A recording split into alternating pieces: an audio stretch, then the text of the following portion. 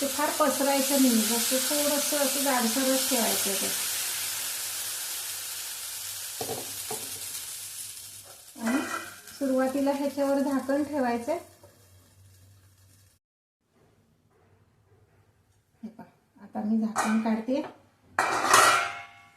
ह्याच्यावर आपण थोडंसं लोणी घालणार आहोत.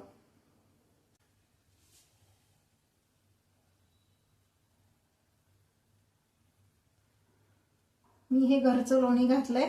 तुमच्याकडे जर बटर असेल तर तेही तुम्ही वापरलं तरी चालेल. हे पहा, हा मुगाचा लोणी स्पंज डोसा तयार आहे. हे मी घरातलं लोणी वापरलेलं आहे. हा स्पंज डोसा, टोमॅटोची चटणी आणि बटाट्याची भाजी.